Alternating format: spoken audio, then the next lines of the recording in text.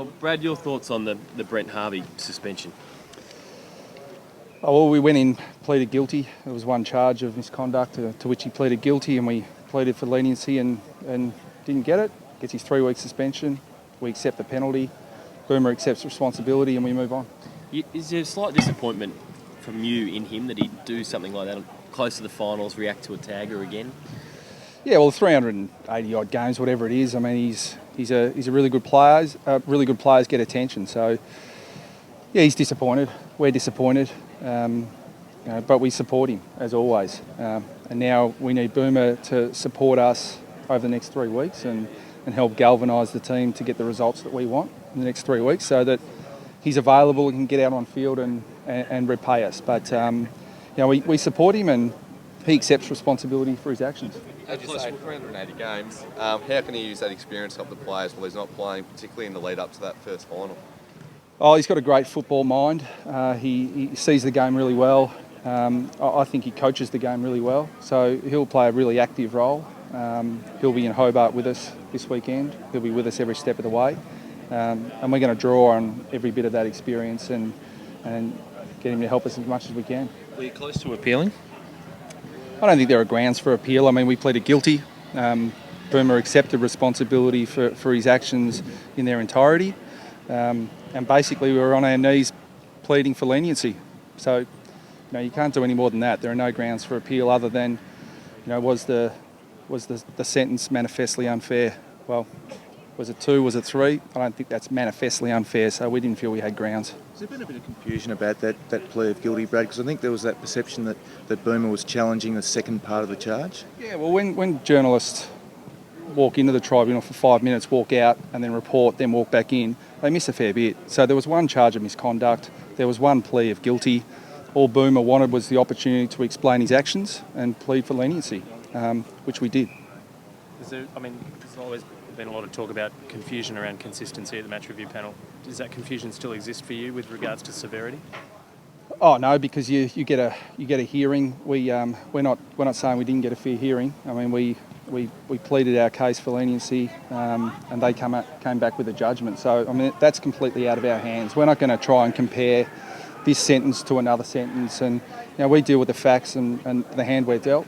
But after this press conference, that'll be it for us. Boomer will do a small amount of media in the next day or so, and then we move on to Adelaide this week, Melbourne the week after, and hopefully a final the week after that. How's it impacted Boomer?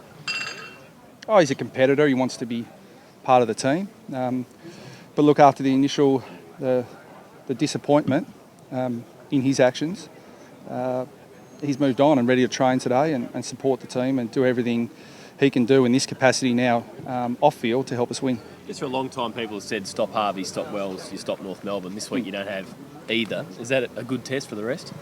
Yeah, well, I mean, we haven't had Wells all year, and last year we didn't have Harvey for the first 6 weeks, and I think we've moved past that. But I mean, if Adelaide this week lost Dangerfield and Sloane, they'd potentially be weakened a fair bit. So we're aware of the vulnerabilities that presents for us this week.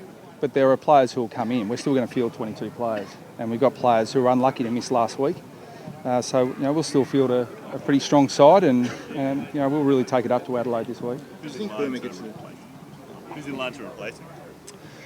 Well, Hansen should be available, depending on how he trains. Mason Wood will be in the selection mix again. Aaron Mullett had it 34 times in the VFL. Kane Turner's fresh and available. So we've got quite a number of options. We're just going to have to look at the structure, and Harvey and Wells are important players. But as I said, we haven't had them play together for a long time. Coming up against a team that's just simply literally playing for their season, are you expecting any more of a ferocious Adelaide outfit the first 10 minutes?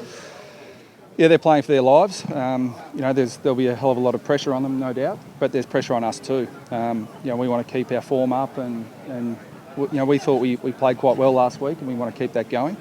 That being said, Adelaide, there's been a fair bit of talk emanating out of South Australia that the Crows have got our measure, and the recent record suggests that's true. So, we'll really look to apply more pressure to them than is already on them to win, and really try and apply the blowtorch and do what we've done against them in the past, but do it a lot better.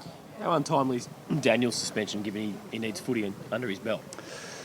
Oh, look, suspension's a lot better than injury. I mean, the fact is he can still train, and he played a lot more game time than we anticipated last week. I mean, we wanted him to play the whole game, but we were anticipating him flagging at some point. But he was terrific in the last quarter for us.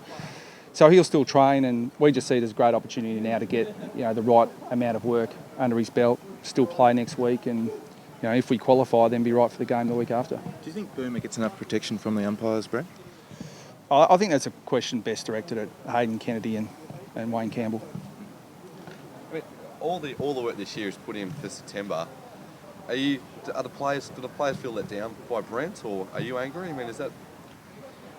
Look, would it matter if I was? I mean, we haven't got Harvey and Wells available this week. We've got Wells available the week after, and Harvey available the first or second week of the finals if we get there. So, we'll just deal the hand that we've been dealt. Boomer is very disappointed in his actions, and he takes full responsibility for them. So, I don't think we need to say any more than that. How far away Robbie Naha spread? Probably one more week, but it's he's close, but the amount of contact work that he's done is probably not at the level where he'll be available this week, but we really anticipate he'll be right the week after. Ryan Bastinac, 100. How's he grown during your time at the club? Yeah, well, I had a lot of, funnily enough, I just happened to watch Ryan a lot as a 16, 17-year-old, and when I was appointed to North in 2009, I was rapt to hear when I got here that our recruiters rated him really highly. So yeah, he's developed really well. He's had a few little niggles this year which have held him back a little bit, but we still see him on a really solid upward trajectory. And 100 games is a really important milestone for any young player because he's still very young, but now he's a young player with a lot of experience behind him. Jake Siebel, Lindsay Thomas, are you expecting them to come up this week, Brett? Yeah, we're expecting both to be available. Both will. I mean, it's a 6-day break, so we'll have a lot of guys doing some modified work today, but they'll be available. Ben Cunnington forward, master stroke last week. Can we expect to see a bit more of that? Yeah, it's got nothing to do with me. It's got more to do with Daniel Wells going into the midfield. So, I mean, that extra midfielder enabled us to do that. So this week, the structure will change, obviously, with Wells out. Luke McDonald had a bit of time on the wing there and sort of moved up through the ground, something he hasn't done yet, but obviously an opportunity for him to maybe do a bit more of that. Yeah, it will be. We see Luke being a really flexible player in the future who's able to... He played a lot of his junior career forward as well, so he's a really flexible player, and we'll look to I suppose, toy with our structure a little bit. And Luke's a real competitor, so anytime he's around the ball, he's good for us. So we know he can play back, played a bit wing. We might even look at him a bit on ball this week. Kieran Harper missed last week in the VFL, Brad. What's his injury? Oh, he actually can't take a trick at the moment, Harps. He actually just a very, very minor sprain, I suppose you'd call it, of his good ankle. So he could have played last week, but given his injury history, we chose to get that absolutely right so that he'll be available for senior selection over the next couple of weeks. So he'll play this week in the VFL. Beautiful. Thanks, Brad. Cheers.